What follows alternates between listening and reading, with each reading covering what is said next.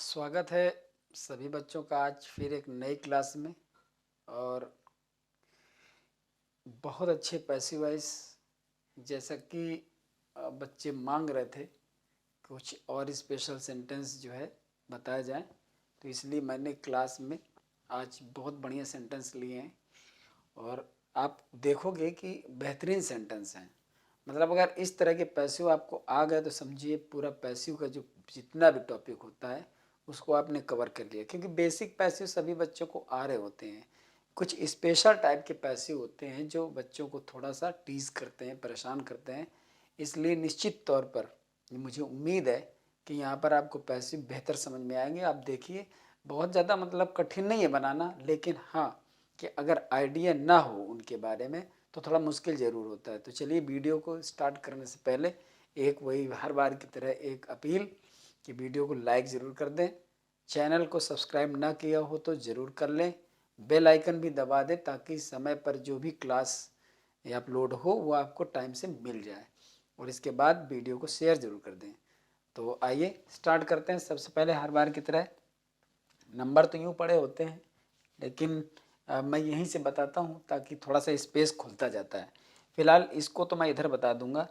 Sentence पहले एक बार पढ़ लेते हैं, उन पर नज़र डाल लेते हैं। The rose smells sweet, quinine taste is bitter, the house needs sweeping, no one can think of such a thing, ask him to vacate the room, never speak ill of others, one should keep one's promises, they said that you are a liar, sorry, they said that you are a liar, she took no notice of me, who knows you, whom have you helped, who is knocking at the door, whom do you like। तो यहाँ पर देखेंगे कि कहाँ पर किस जगह पर बच्चों को कन्फ्यूज़न हो जाता है, कहाँ पर किसी चीज़ को समझ पाने में उनको परेशानी होती है। तो निश्चित तौर पर यहाँ पर आपको इस वीडियो से मदद ही नहीं मिलेगी बल्कि एक अच्छी मदद मिलेगी। Let us start the class. देखिए थर्ड सेंटेंस है हुम डू यू लाइक। ठीक, हुम डू यू लाइक जो लिखा है यहाँ पर आप ध्यान दीजिएगा। हुम डू यू लाइक ये आपका सेंटेंस है जो दिया हुआ है। हालांकि सेंटेंस दिखने में बहुत ही नॉर्मल है, फिर भी इसको बनाने में बच्चे कंफ्यूज ज़रूर हो जाते हैं और गलतियां होती हैं निश्चित तौर पर। देखिए वो इस वजह से नहीं होती है कि वो पैसिवाइज तुम्हें आता नहीं है, इस वजह से होती है कि उसको मेंटेन करने में कहीं ना कहीं पर एरर हो जाती है, मिस्टेक हो जाती है। होम डू यू लाइक जब लिखा हो तो देखिए सबसे ज़रूरी है इस तरह के पैसिवाइज में सब्जेक्ट ऑब्जेक्ट एंड वर्ब को क्लियर करना। तो यहाँ पर आपका ये सब्जेक्ट है, ये वर्ब है और ये ऑब्जेक्ट है, ठीक है ना। वहीं पर देखिए लिखा है who is knocking at the door. यहाँ पर आपका ये सब्जेक्ट है, ये वर्ब है और ये ऑब्जेक्ट है। बस यही पर पहचानने में प्रॉब्लम हो जाती है। देखिए मैं आपको एक पहचानने के लिए तरीका बताता हूँ। जैसे कभी लिखा होता है हु इज मुकेश, ठीक, ये लिखा होता है। फिर अगर लिखा हुआ है कि हु इज वीपिंग, तो यहाँ पर देखा जाता है कि हमारे सेंटेंस में सब्जेक्ट कौन सा है। और इस तरह के वाक्यों में नरेशन में प्रॉब्लम होती है, क्योंकि कभी हम नरेशन में हु को ही सब्जेक्ट मानकर हु वाज वीपिंग करते हैं, कभी हम सेंटेंस में हु इज मुकेश को हु मुकेश वाज करते हैं। और उसकी वजह यही है कि यहाँ पर ये इंट्रोगेटिव प्रोनाउन जरूर है और ये इसी को पूछ रहा है, लेकिन यहाँ पर मेन सब्जेक्ट आपका प्रॉपर नाउन के प्लेस में ये है मुकेश। तो यहाँ पर मुकेश मेन सब्जेक्ट है। यहाँ पर क्या होता है हु इज वीपिंग, यहाँ पर कौन रो रहा है, इसमें हु के अलावा और कुछ भी नहीं है, इसलिए यहाँ आपका यही सब्जेक्ट है। एक्शन कौन कर रहा है, हु कर रहा है।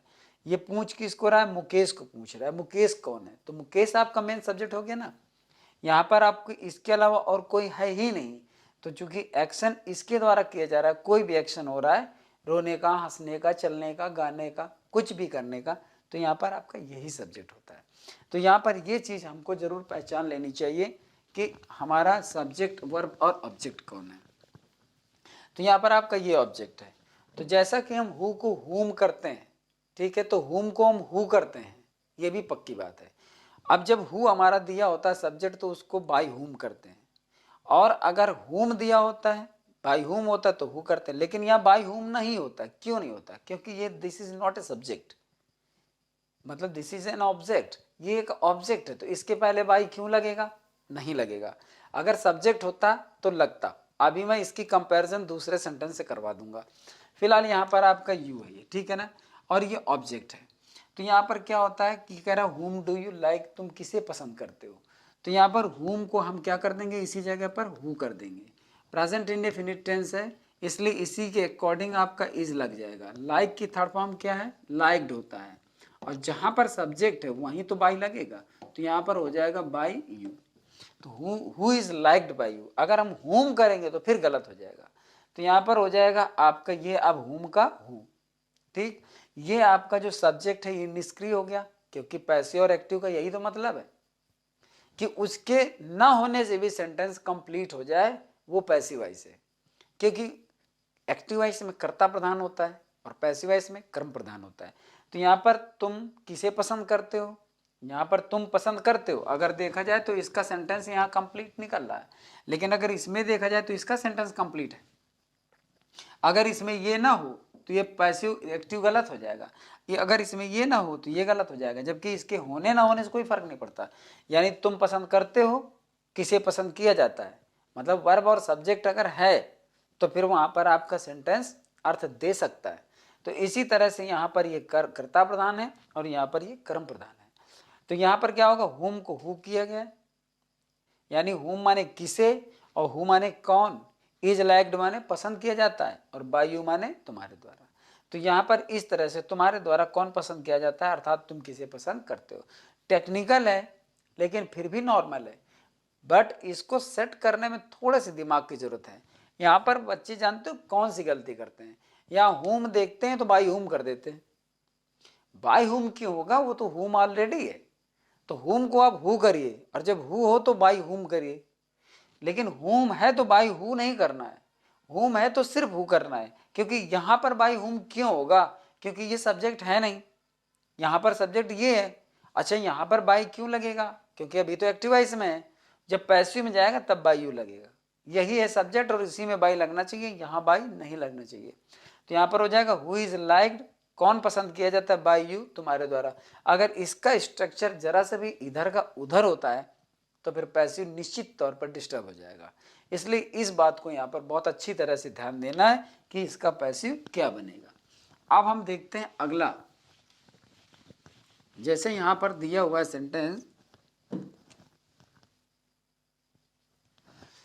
Who is knocking at the door, यहाँ पर लिखा हुआ who is knocking at the door, इसको मैं हटा देता हूँ, स्पेस हो जाएगा, ठीक है ना। 30 number, who is knocking at the door, दरवाजा कौन खटखटा रहा है। सब्जेक्ट तुमको पूरे सेंटेंस में यही लग रहा होगा, क्योंकि एक्शन यही कर रहा है। दरवाजा कौन खटखटा रहा है, क्योंकि दरवाजा तो नहीं खटखटाएगा ना अपने आप को, तो ये खटखटा रहा है। अब ये कौन है पता नहीं है, ठीक है ना। ये यहाँ पर सब्जेक्ट के रूप में है।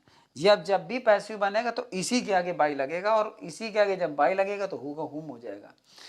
क्योंकि होता क्या है कि ये सब्जेक्ट है, तो इसको, चूंकि ये क्वेश्चन वर्ड भी है, इसलिए इसी को क्वेश्चन वर्ड के नाते इसको यहीं पर बाय हुम करना होता है, ठीक। ये हो गया। तो इसको आप मान कर चलिए थोड़ी देर के लिए कि ये नहीं है। अब क्या होता है, अब हम ऑब्जेक्ट को इधर लाते हैं। ये सब्जेक्ट तो हमारा बाय हुम हो गया। अब हम ऑब्जेक्ट को जब इधर लाएंगे तो चूंकि सेंटेंस इंट्रोगेटिव है, तो सबसे पहले आपकी हेल्पिंग वर्ब आएगी इज, फिर इसके बाद हो जाएगा the door, by whom is the door. इसके बाद क्या होगा, चूंकि ये सेंटेंस कंटिन्यूअस का है, तो कंटिन्यूअस टेंसेस में is being, am being, are being का इस्तेमाल किया जाता है। बट ये ध्यान रखा जाता है कि जब भी ये डबल अर्थात पेयर में जब हेल्पिंग वर्ब आती है तो एक साथ नहीं आती इंट्रोगेटिव सेंटेंस में। अगर इंट्रोगेटिव सेंटेंस है तो फिर ये मानकर चलिए, या निगेटिव सेंटेंस हो तो वो जैसे विल बी है, हैज बीन है, is being, am being, are being है, विल बी, शैल बी है, ठीक है ना, मे बी है, कैन बी है, जितनी भी हेल्पिंग वर्ब जोड़े में होती है वो एक साथ नहीं आती है अगर निगेटिव या इंट्रोगेटिव सेंटेंस होगा तो। असर्टिव यानी कि अफर्मेटिव सेंटेंस होगा तो वो can be, may be, will be, shall be, is being, am being, are being, ये एक साथ हो सकता है। तो यहां पर आपका इंट्रोगेटिव सेंटेंस है, इसलिए इज बीइंग द डोर नहीं होगा, इज द डोर बीइंग होगा आपका। इसके बाद ये थर्ड फॉर्म है, यहाँ पर ये वर्ब है, इसकी थर्ड फॉर्म जाएगी नॉक्ड।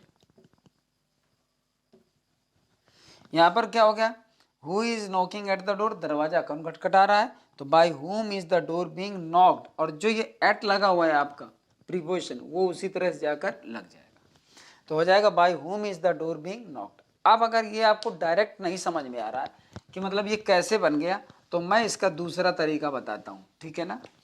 करना क्या है आपको, जैसे यहाँ पर आपका ये द डोर है, तो जो तरीका होता है, ये सब्जेक्ट और ये ऑब्जेक्ट, सिंपल पैसिव में ऑब्जेक्ट को आगे लाया जाता है, तो द डोर को आप आगे ले आइए, द डोर को आगे ले आइए। ये उन बच्चों के लिए है जो सेंटेंस में हु और हुम को के यूज को लेकर के कंफ्यूज हो जाते हैं, तो यहाँ पर देखना है कि हम किस प्रकार से इसको एडजस्ट कर देंगे और गलती भी नहीं होगी।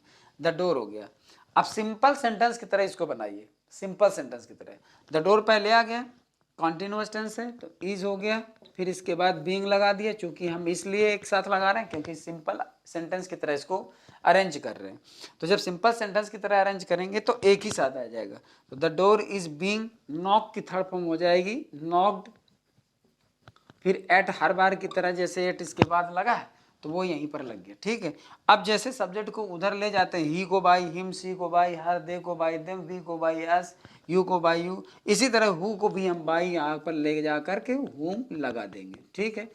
लेकिन ये ग्रामेटिकली ये सेंटेंस सही नहीं माना जाता है क्योंकि इसमें क्वेश्चन वर्ड लास्ट में चला जाता है, तो ये हमने अरेंज कर दिया सिंपल सेंटेंस की तरह। अब देखिए ये इसलिए करना है क्योंकि कन्फ्यूजन होता है, तो सिंपल सेंटेंस के स्ट्रक्चर में इसको रख दिया।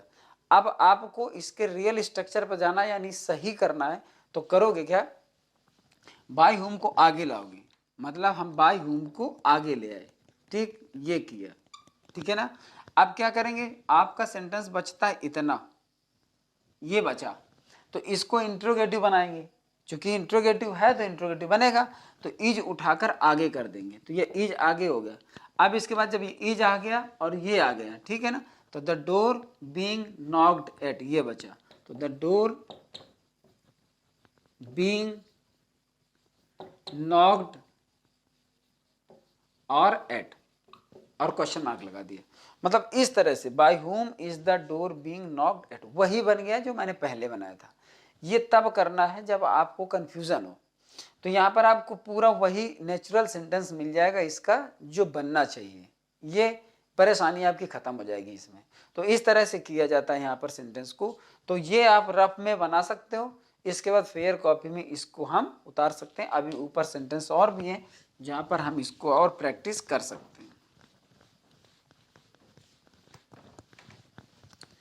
फिर देखिए यहाँ पर लिखा whom have you helped, तो यहाँ पर देखिए अब ये whom ऑब्जेक्ट है, ये सब्जेक्ट है और ये वर्ब है, ठीक, ये हेल्पिंग वर्ब है प्लस वर्ब की third form present perfect tense में आता है।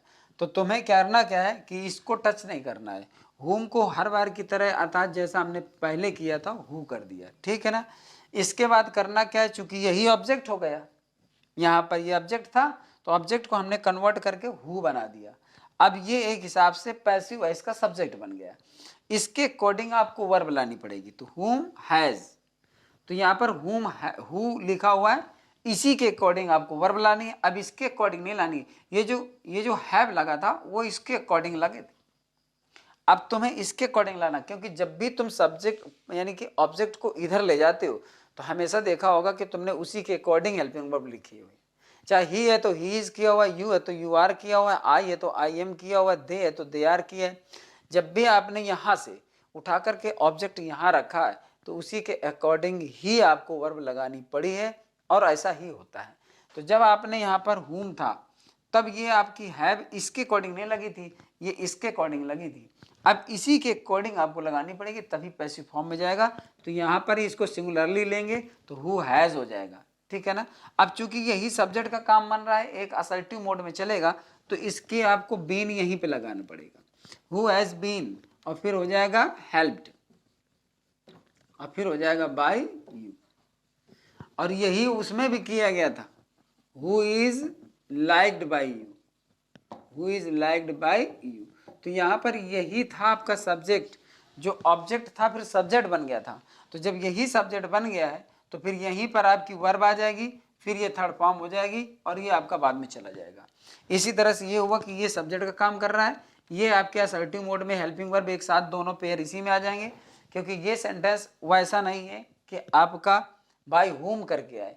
अगर बाय होम करके आता तो निश्चित तौर पर वो सब्जेक्ट के पहले बाय, ये चूंकि क्या था पहले ऑब्जेक्ट, अब सब्जेक्ट बन गया, तो असर्टिव सेंटेंस के मोड में बनेगा ये सब्जेक्ट और ये सीधे आपकी हेल्प हैज बीन आ जाएगी और हेल्प हो जाएगा। ये कह रहा होम हैव यू हेल्प, तुमने किसकी मदद की है, तुम्हारे द्वारा किसकी मदद की गई है, तुम्हारे द्वारा किसकी मदद, अर्थात हु हैज बीन हेल्प्ड, किसे मदद दी गई है, बाय यू, तुम्हारे द्वारा, तुम्हारे द्वारा किसी मदद दी गई है अथवा तुम्हारे द्वारा किसकी मदद की गई है। तो यहाँ पर आप इस तरह से इसका सेंस निकाल सकते हो। तो who has been helped by you, इसका बिल्कुल सीधा बनाया जाता है, इसमें कोई कन्वर्जन नहीं है कि पहले ये बना लो और फिर ये बना लो। हाँ ये है देखिए कि अगर हमारा यू है और ये बाय यू यहाँ जाएगा तो हम इसको पहले ला नहीं सकते, इसलिए इसको जो है रिप्लेसमेंट नहीं है, इसको हम कि पहले ऐसा बनाकर फिर ऐसा सीधा कर लें, चूंकि ये सीधा ही बन रहा है इसलिए हमको सीधे यही बनाना है। तो जब हुम हो तो हु बनाओ, हु से आपको आइडिया आ जाएगा कि हमको करना क्या है।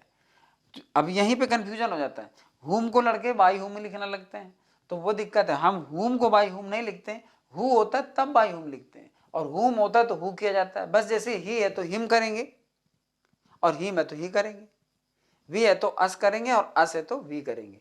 अब ये जानने की जरूरत है कि किसके साथ आपका बाई लगेगा। वी बाई वी नहीं होगा, बाई अस होगा, ठीक है ना। बाई सी नहीं होगा, बाई हर होगा। बाई आई नहीं होगा, बाई मी होगा। तो बाई हु नहीं होगा, बाई हुम होगा। लेकिन जब वो आपका सब्जेक्ट होगा, ये यहाँ पर ऑब्जेक्ट है इसलिए इसमें बाई नहीं लगा है, क्योंकि ये पैसिव वॉइस नहीं है, यहाँ पर ये ऑब्जेक्ट है, सब्जेक्ट ये है, तो इसको हमने हु कर दिया इसी को, और फिर इसी के अकॉर्डिंग सीधा सेंटेंस बना दिया, आराम से बन जाता है।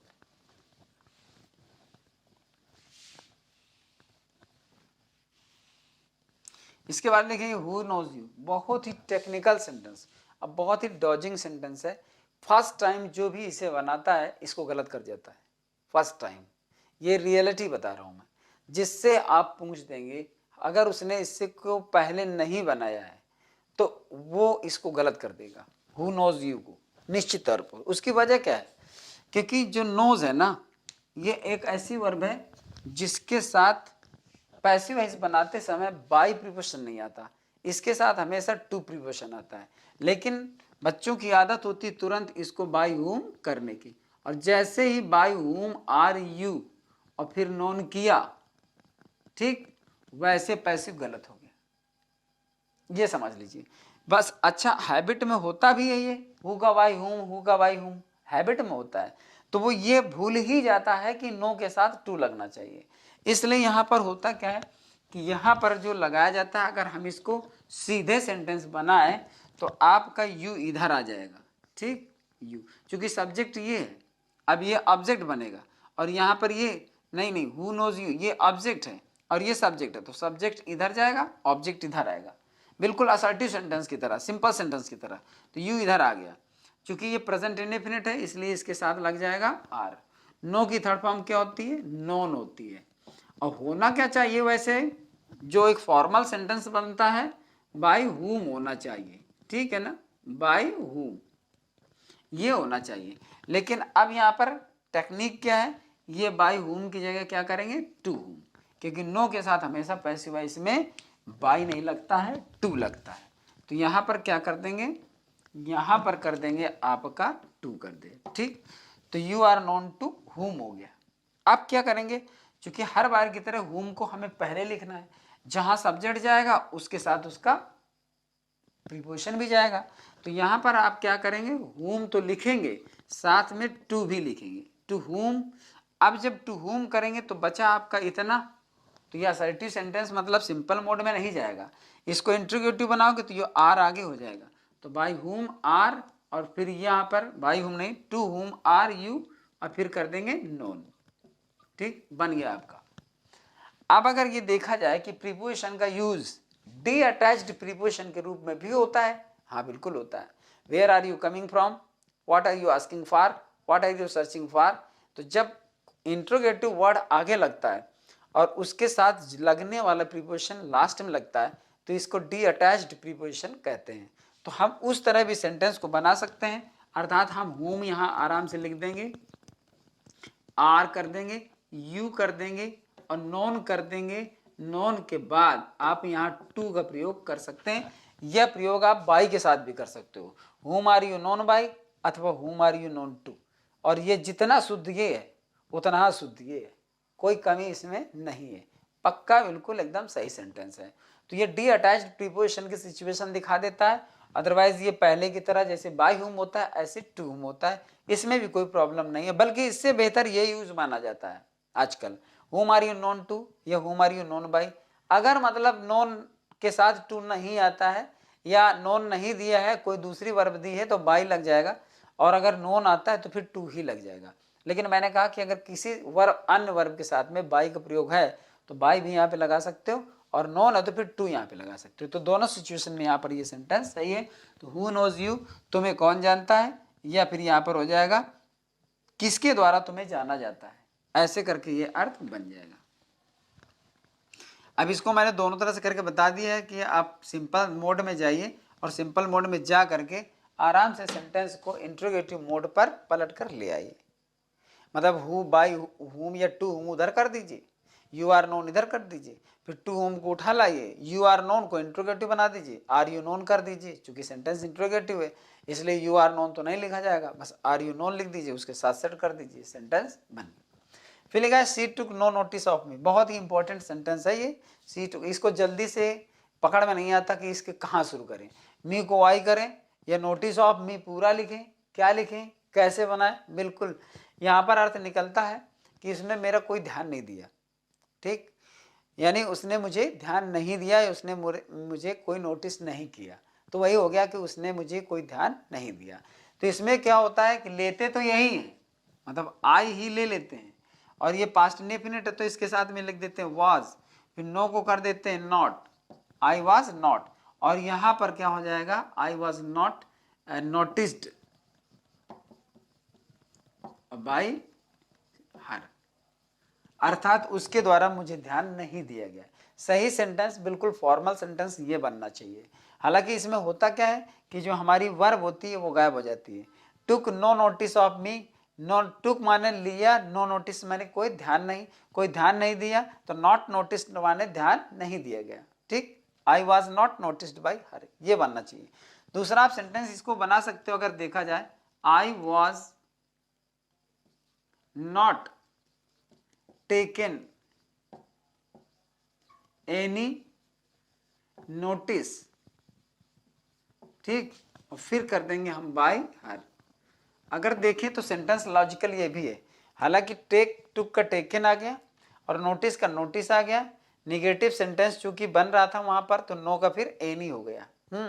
तो यहाँ पर क्या हो गया, आई, चूंकि नो में क्या था, नो में नॉट और एनी दोनों का सेंस था, नॉट और एनी दोनों का सेंस था, इसलिए आई वाज नॉट टेकन तो होगा नहीं, आई वाज नॉट टेकन होगा। जब नॉट यहाँ लगा देंगे तो एनी यहाँ पे लगा देंगे, तो आई was not taken any notice bye हर, उसके द्वारा कोई ध्यान नहीं दिया गया मुझे।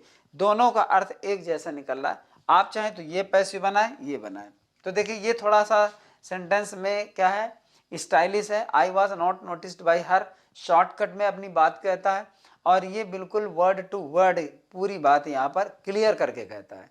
तो चाहे तो इसको बनाए, चाहे तो इसको बनाए, लेकिन कोई भी इस पूरे ऑब्जेक्ट को नहीं उठाएगा कि no notice of me was taken by her, ऐसा सेंटेंस नहीं बनेगा। यह तो बनेगा I was not noticed by her, या फिर I was not taken any notice by. तो ये नाउन का नाउन बना रहेगा और ये वर्ब का वर्ब आ गया, अर्थात जिस तरह से हमें रखना चाहिए उसी तरह से रखिए दोनों सेंटेंस। और बहुत ही टेक्निकल सेंटेंस है, अगर गौर नहीं किया गया तो फिर चूक हो ही सकती है, ये पक्की बात है। तो कुछ ऐसे स्पेशल सेंटेंसेस हैं जिनका प्लेसमेंट काफ़ी टफ है, और जो ऑब्जेक्ट एंड सब्जेक्ट सिलेक्शन है वो भी काफ़ी मुश्किल सा है, तो ये ध्यान देने की ज़रूरत है। इसलिए मैंने पहले कहा था कि सेंटेंस आपको बेहतरीन मिलेंगे। यहाँ पर लिखा है they say that you are a liar, sentence बहुत गजब का है। ज़्यादातर तो बच्चों ने देख जान रखा होगा कि जब दे से होता है तो सेंटेंस में इट इज सेड करा जाता है, ठीक है ना। It is said that you are a liar. अर्थ क्या है? वे कहते हैं कि तुम एक झूठे आदमी हो या तुम झूठे हो। लायर माने झूठा, एक्चुअली ये लाई होता है, लाई माने झूठ बोलना, और इसी का ये नाउन बन जाता है लायर। ठीक, ये लायर, और एक ये होता है लेयर। लेयर माने मांद, शेर की गुफा वगैरह जहाँ पर जानवर रहते हैं, ये लेयर है। और एक ये लॉयर होता है। ठीक, इस लायर माने वकील होता है। तो लायर, लेयर, लॉयर, ये लॉयर है, ये लायर है, ये लेयर है। तो यहाँ पर आपको अंतर ध्यान देना है कि कौन सा वर्ड हमारे पास यहाँ पर है जिसका हम यूज कर रहे हैं। तो ये लाई से बना हुआ शब्द है। और देखिए एक होता है, एक ये भी होता है LAYER, लेयर। एक ये लेयर और एक ये लेयर। ठीक, एक ये आपका लॉयर और एक ये आपका लायर। ये इस वजह से बता रहा हूं क्योंकि ये होमोफोन्स के पर्पज से इंपॉर्टेंट वर्ड है।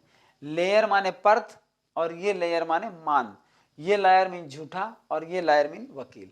तो बहुत ही अच्छे वर्ड हैं जो हमारे टेक्स्ट बुक में कहीं ना कहीं पढ़ने के लिए हमारे लिए आते रहते हैं, और हम संभवतः उन शब्दों पर बहुत ज़्यादा गौर नहीं करते हैं। खैर, पैसिव वॉइस की बात चल रही है। It is said that you are a liar. तो ये आपका पैसिव बन गया। इस तरह से आप इत्मीनान से पैसिव बना सकते हैं। जब कभी होता है we know, we consider, we think, ऐसे करके जब होता है वी होप, ऐसे करके जब होते हैं तो it is hoped, it is thought, it is considered, it is known, ऐसे करके बना देते हैं। तो इट इज से पीपल से को हमने इट इज सेट कर दिया, या दे से को इट इज सेट कर दिया। तो ये तो सेंटेंस बिल्कुल नॉर्मल है जो फर्स्टली हम इसी को बनाते हैं। लेकिन इसका एक बहुत बढ़िया सेंटेंस, मतलब काफ़ी स्मार्टली सेंटेंस बन जाता है इसका। कैसे बन जाता है? इसमें हम इसको उठाते हैं, ये सब्जेक्ट बना लेते हैं। यहाँ पर सब्जेक्ट क्या है? एक ऑब्जेक्ट की तरह से होता है। इसके बाद आर लगा देते हैं उसी तरह से।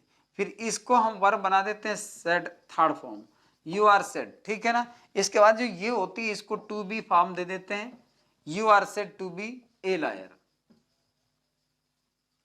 लोग कहते हैं कि तुम झूठे हो, वे कहते हैं कि तुम झूठे हो, ऐसा कहा जाता है कि तुम झूठे हो और तुम्हें एक झूठा कहा जाता है। एक एग्जांपल और देता हूं, जैसे हम यह कहें कि वी नो, और फिर that Sachin is a great player. मान लीजिए ऐसे करके सेंटेंस दिया हुआ है। ठीक है ना? तो हम जानते हैं कि सचिन एक महान खिलाड़ी है। तो यहां पर क्या कर सकते हैं? It is known, it is known कर दिया। इसमें बाई लगाकर जरूरत नहीं है क्योंकि ये कॉमन सेंस में है, वाइड सेंस में है, जिसको हम कहते हैं व्यापक अर्थ में है। पर्सनली कहा नहीं गया है। जब पर्सनली होता है कि आई है, ही है, ऐसा है, तब कुछ सोचना पड़ता है, फिर भी उसका एक अलग नियम होता है, उनकी जरूरत पड़ती नहीं है। लेकिन जब वी है यहाँ पे, तो यहाँ तब तो कोई जरूरत है ही नहीं है। हम जानते हैं, तुम जानते हो, हम सब जानते हैं, इसलिए इसमें सब्जेक्ट को लगाने की जरूरत नहीं है। तो सीधे कर दिया it is known. It is known के बाद कर दिया that Sachin is a great player. ये जाना जाता है कि सचिन एक महान खिलाड़ी है। लेकिन इसको उसी तरह से हम कैसे बना सकते हैं कि अच्छा सा स्ट्रक्चर दे सकते हैं। यहाँ पर सचिन मेन सब्जेक्ट को उठाया यहाँ से, इसको हम थोड़ी देर के लिए भूल जाते हैं, यहाँ से केवल वर्ब लेंगे। ठीक है? कंजंक्शन की कोई जरूरत नहीं है। इसमें एक और भेद है, इसको अगर गौर से देखो, we know that Sachin is a great player. ठीक, तो ये आपका कॉम्प्लेक्स सेंटेंस है, ये आपका कंजंक्शन है, ये प्रिंसिपल क्लॉज है, ये सबऑर्डिनेट क्लॉज है, और फुली कॉम्प्लेक्स सेंटेंस है। तो अगर हम देखें कि अगर बात ये पड़ जाए कि इसका सिंपल बनाइए, तब जो सेंटेंस मैं बनाने जा रहा हूं उसकी जरूरत आपको जरूर पड़ेगी। वैसे तो पैसिव वॉइस का मैटर जहां तक आएगा तो वी नो दैट है, उसी तरह हम कर सकते हैं इट इज नोन दैट। तो दोनों, ये भी complex, it is known that भी कॉम्प्लेक्स। लेकिन बात यह आएगी कि जब कॉम्प्लेक्स का सिंपल बनाना पड़ेगा, तब जब तक वो सेंटेंस नहीं बनाओगे जो मैं बता रहा हूं, तब तक आप सिंपल नहीं बना पाओगे। सचिन और इज कर देंगे। ठीक है ना? नॉन, तो यहां पर क्या करेंगे? नो को कर देंगे नोन, सचिन इज नोन हो गया। ठीक है ना? इसके बाद इसकी टू बी की फॉर्म आनी चाहिए, Sachin is known to be a great player, a great player.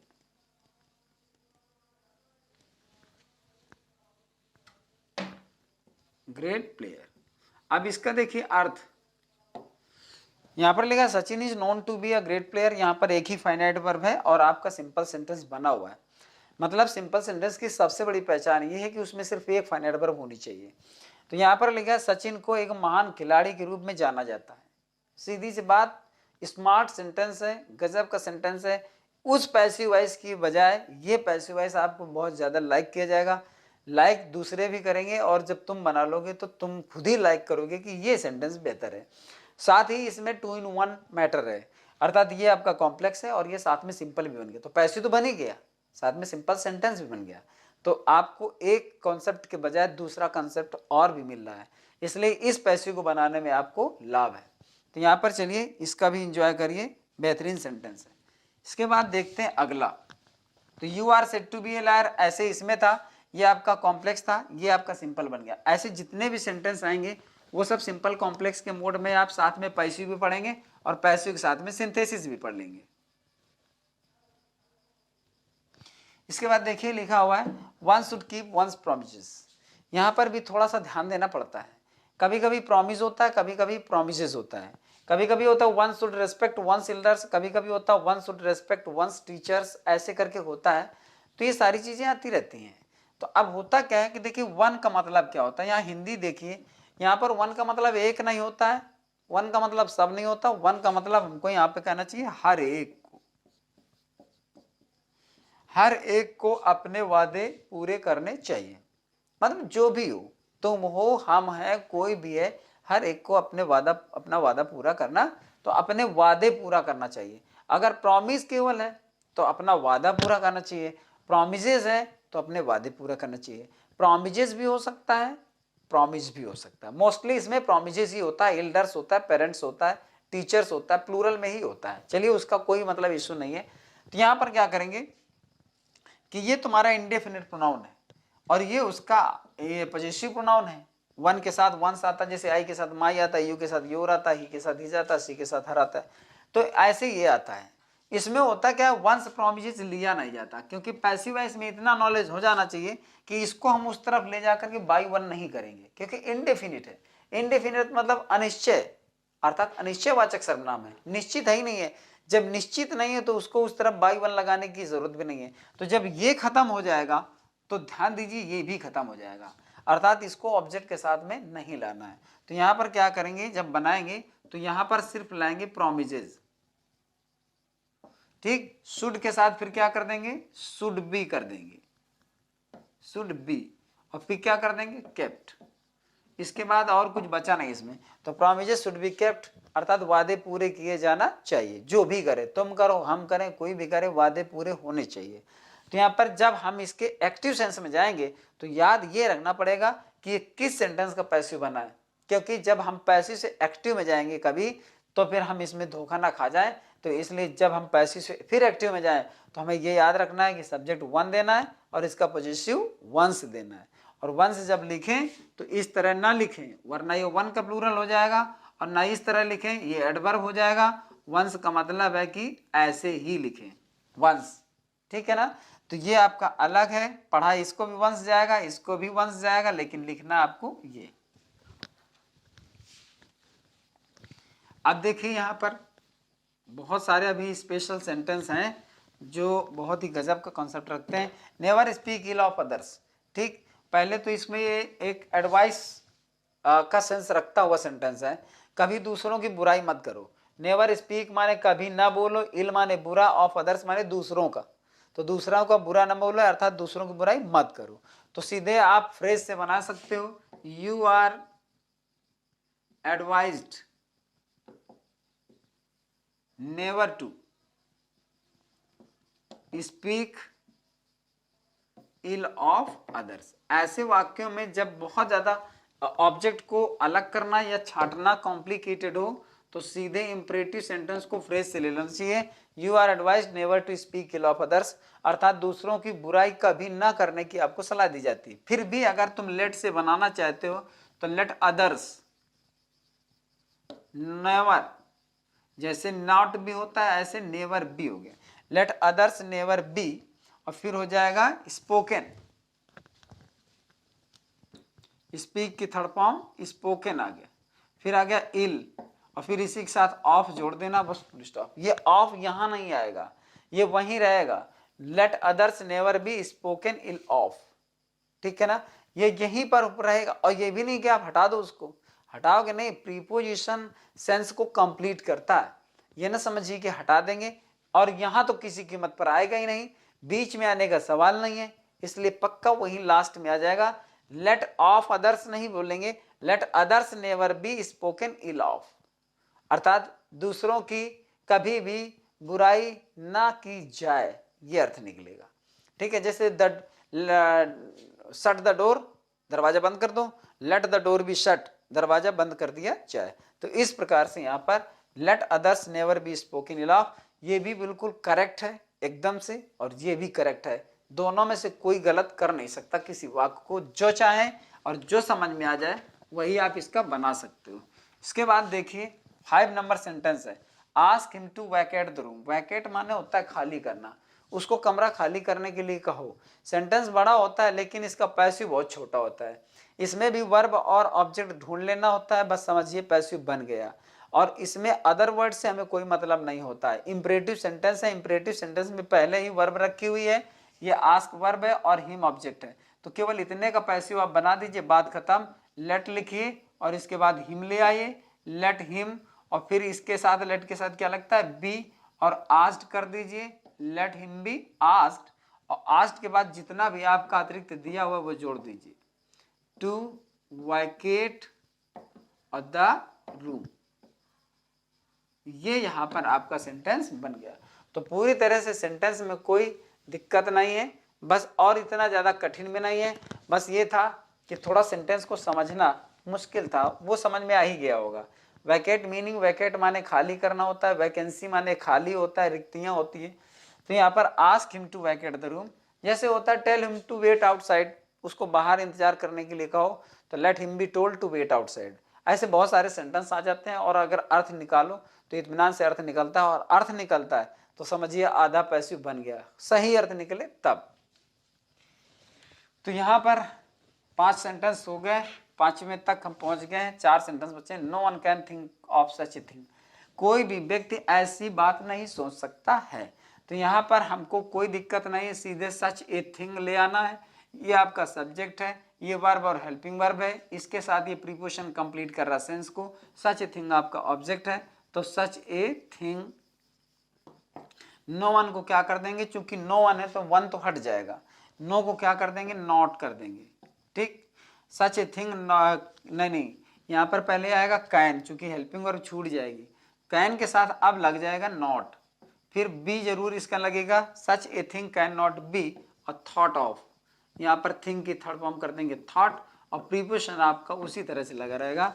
तो कोई भी ऐसी व्यक्ति नहीं सोच सकता है, अर्थात ऐसी बात, कोई भी व्यक्ति ऐसी बात नहीं सोच सकता है, कोई भी बात नहीं सोची जा सकती है, ऐसी कोई बात नहीं सोची जा सकती है, अर्थात कोई नहीं सोच सकता है, ना तुम सोच सकते हो ना हम सोच सकते हैं। तो बस यहाँ पर such a thing can not be thought of, ये सेंटेंस थोड़ा सा अर्थ निकालिए और फिर इसमें अर्थ निकालिए और फिर उसमें सेटिस्फाइड रहिए कि ये सेंटेंस एकदम सही है। देखो, कोई भी ऐसी बात नहीं सोच सकता है, अर्थात ऐसी बात नहीं सोची जा सकती है। तो ये भी सेंटेंस पूरा सही है, चूंकि बाई लगा करके वन की कोई यहां पर जरूरत है नहीं। इसके बाद सेंटेंस गजब का सेंटेंस है तुम्हारे सामने, द हाउस नीड्स स्वीपिंग। इस तरह के पैसिव बहुत कम होते हैं, और भी इससे भी गजब के पैसिव है मेरे पास, वो मैं अगले वीडियो में आपको बताऊंगा। बहुत ही खतरनाक पैसिव आपको मिलेंगे इससे और आगे, शायद जो कभी अभी आपने नहीं बनाए होंगे, तो मिलेंगे जरूर, बस वेट करिए। द हाउस नीड्स स्वीपिंग, घर को सफाई की आवश्यकता है। इसको हम दो तरह से बना सकते हैं, पहला ये कि द हाउस सीधे बना सकते हैं। देखिए, ऐसे सेंटेंसेस का कोई रूल नहीं होता, हम ये नहीं कह सकते कि इस तरह के सेंटेंस ऐसे बनाते हैं, पहले ये रखते हैं पहले, नहीं, प्रेजेंट सिचुएशन कैसी है बस उसी को देख करके इतना एक्सपीरियंस बनाते बनाते हो जाता है कि उसको हम प्रेजेंट सिचुएशन के हिसाब से सेंटेंस क्या सेंस दे रहा है, क्या अर्थ दे रहा है, उसी के अनुसार ही बना सकते हैं। बाकी किसी रूल पे जाओगे तो नहीं बना पाओगे। तो यहाँ पर द हाउस और इसके बाद हो जाएगा नीड्स, ठीक, और फिर यहाँ टू बी करेंगे और कर देंगे स्वेप्ट। अर्थ के अकॉर्डिंग यहाँ पर हमने इसको जोड़ा। फिर यहाँ पर हम कर सकते हैं स्वीपिंग, चूंकि जीरंड है इसलिए ये नाउन का काम करेगा, और नाउन का काम करेगा तो ऑब्जेक्ट बन जाएगा। तो स्वीपिंग, इसके बाद प्रेजेंट इंडेफिनिट टेंस है इज, नीड की थर्ड फॉर्म आ जाएगी नीडेड, और नीडेड के बाद हो जाएगा in the house, in the house, घर में सफाई की जरूरत है। तो यहाँ पर sweeping is needed in the house, या फिर the house needs to be swept, साफ किए जाने की आवश्यकता है घर को। तो ये दोनों sentence, the house needs to be swept, गजब का सेंटेंस है ये, समझ लीजिए। The house needs to be swept smart sentence है ये। तो हमने क्या किया, ऑब्जेक्ट इधर लाया, सब्जेक्ट उधर ले गया। लेकिन अब देखिए सब्जेक्ट ये हो सकता है, लेकिन नहीं, सब्जेक्ट कोई थर्ड पर्सन है जो सफाई करेगा। बाय द हाउस तो नहीं लिख सकते हो ना, क्योंकि घर के द्वारा तो सफाई नहीं की जाएगी, बनाने का स्ट्रक्चर तो वही है पुराना, ऑब्जेक्ट को इधर सब्जेक्ट को इधर। लेकिन फिर भी ये सब्जेक्ट नहीं है, यहाँ पे सफाई होनी है, इसलिए आपको यहाँ पर किसी भी कीमत पे ये नहीं करना है कि आप यहाँ पर बाय लगा दो, यहाँ इन ही लगेगा। कॉमन सेंस की बात है इसमें, बाय द हाउस कैसे हो जाएगा। तो यहाँ पर हो जाएगा sweeping is needed in the house, और इन सारे झंझट से बचना है तो the house needs to be swept. बस ये सेंटेंस है। इसके बाद देखिए दो सेंटेंस जो एक अपना अलग ही अर्थ रखते हैं और इसकी वजह भी है। देखिए यहाँ पर लिखा हुआ है क्विनाइन टेस्टिस बिटर, तो क्विनाइन, क्विनाइन कहते हैं जिसको, क्विनाइन, तो जिसको हम हिंदी में क्विनाइन बोलते हैं।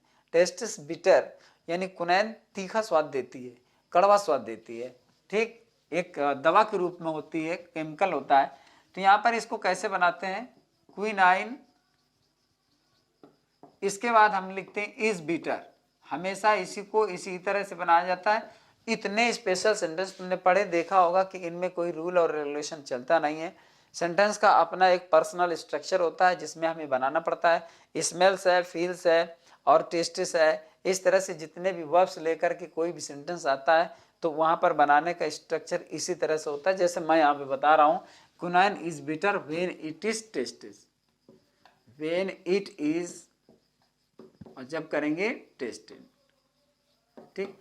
अगर यहाँ पर कोई ये कह दे कि क्विनाइन इज टेस्टेड बिटर, ठीक है ना, क्विनाइन इज टेस्टेड बिटर, मान लीजिए वो अपने हिसाब का पैसिव बनाता है, ठीक है ना, क्विनाइन इज टेस्टेड बिटर, तो ये गलत वाक होता है। इसकी वजह ये है कि क्विनाइन को तीखा स्वाद लिया जाता है, तीखा स्वाद नहीं लिया जाता है, क्विनाइन तीखा होता है, लेकिन होता कब है, जब इसका टेस्ट लिया जाता है, ठीक है ना। तो यहाँ पर ये सेंटेंस जो होता है ये गलत होता है। अब इसके साथ में एक चीज और बता रहा हूँ कि जब ये आप सेंटेंस देखते हो तो ये सिंपल होता है, क्योंकि देखिए इंटरमीडिएट के बच्चे हों या कंपटीशन के बच्चे हों या हाई स्कूल के बच्चे हों, फर्स्ट ईयर के बच्चे हों, उन्हें आगे चलकर इन सेंटेंसेस को पढ़ना ही पढ़ना है। तो जब वो ये सेंटेंस पढ़ेंगे नहीं तो इनके बारे में जानेंगे कैसे, इसलिए सारी चीज़ें एक साथ जान लेते हैं तो उनको एक तो जानने की आगे और पढ़ने की क्यूरियोसिटी बढ़ती है, काफ़ी एक्साइटेड रहते हैं कि इस तरह के कॉन्सेप्ट हमको मिले, और साथ ही उनको नॉलेज बढ़ता है कि नहीं नहीं हम इस तरह के सेंटेंसेस में ऐसा करेंगे। तो मतलब एक जो प्री नॉलेज होता है वो उनको पहले से मिल जाता है, चाहे हाई स्कूल 9th का बच्चा हो चाहे फर्स्ट ईयर का हो। और इंटरमीडिएट में तो ये इंटरमीडिएट का सिलेबस ही है, बाकी कंपटीशन में तो उसके लिए तो कहिए नहीं, वो तो हर प्रकार के सेंटेंस को नीड रहती है। तो यहाँ पर क्या होता है कि ये आपका सिंपल सेंटेंस है, लेकिन इसको देखिए ये कॉम्प्लेक्स है ना। तो हमें क्या होता है कि हम अगर 2 in 1 करके सेंटेंस पढ़ रहे हैं तो ये हमारे लिए बहुत अच्छी बात है, सुविधा की बात है। यहाँ पर quinine is bitter when it is tested, यहाँ पर ये कंजंक्शन लग गया, एक क्लॉज इधर हो गई एक क्लॉज इधर हो गई, जबकि यहाँ पर सिर्फ एक ही फाइनाइट वर्ब है। तो ये आपका सिंपल और ये आपका कॉम्प्लेक्स, जबरदस्त कॉन्सेप्ट है। सेंटेंस भी अपनी जगह सही है और हमको एक के साथ एक फ्री कॉन्सेप्ट मिल रहा है, अर्थात ये सिंपल, ये कॉम्प्लेक्स हो गया और ये एक्टिव और ये पैसिव हो गया। तो इस तरह से यहाँ पर ये हो गया। और यहाँ पर देखिए ये वर्ब है लेकिन यहाँ एडजेक्टिव प्रयोग किया जाता है, ये स्मेल वर्ब है और ये एडजेक्टिव प्रयोग किया जाता है। इसको मैं आपको फिर अगले वीडियो में या किसी वीडियो में इसका कॉन्सेप्ट बताऊंगा कि यहाँ एडजेक्टिव क्यों प्रयोग किया जाता है। इसकी भी एक वजह है, अक्सर पूछ दिया जाता है, कोई भी पूछ देता है कि यहाँ पर जो वर्ब दी होती है वहाँ पर एडवर्ब क्यों नहीं प्रयोग किया जाता, एडजेक्टिव ही क्यों प्रयोग किया जाता है। तो इसमें फिर बताता हूँ आपको, क्योंकि एक ही चीज़ अगर क्लास में होगी तो अच्छा रहेगा, नहीं तो उसमें फिर समय लग जाता है। द रोज स्मेल स्वीट, तो यहाँ पर हो जाएगा द रोज एच, फिर करेंगे स्वीट, ठीक, और फिर यहाँ पर लिखेंगे व्हेन इट इज स्मेल्ट, यहाँ पर ये हो गया। तो गुलाब मीठा खुशबू देता है या मीठा होता है, मधुर होता है, खुशबूदार होता है जब इसे सूंघा जाता है। तो गुलाब सूंघा जाता है जब ये खुशबूदार होता है। तो यहाँ पर स्वीट का मतलब मीठा नहीं है, यहाँ पर मीठी खुशबू से मतलब है, अच्छी सुगंध देता है।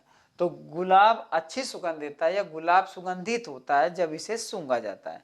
तो यहाँ पर वो भी आपका सिंपल सेंटेंस और ये कॉम्प्लेक्स सेंटेंस, और इसका ओरिजिनल और ऑथेंटिक जो सेंटेंस है वो यही है, यही पैसिव इसका सही माना जाता है और पैसिव इसका सही नहीं माना जाता है। तो चलिए वीडियो को लाइक कर दीजिएगा, वीडियो कैसा लगा जरूर बताएं, और इसके आगे मैं आपको थर्ड पार्ट इसका दूंगा, special kinds of passive voice का। तब तक आप एंजॉय करिए और मेरे चैनल को जरूर सब्सक्राइब करिएगा, वीडियो को शेयर करें, वीडियो को लाइक जरूर करें। मैं समझता हूँ कि लाइक करने में ज़्यादा प्रॉब्लम है नहीं, लाइक करेंगे तो खैर मैं इंकरेज होता रहूँगा और वीडियो आपको जल्दी जल्दी लाता रहूँगा। So thank you so much for watching this video, and once again I meet you soon.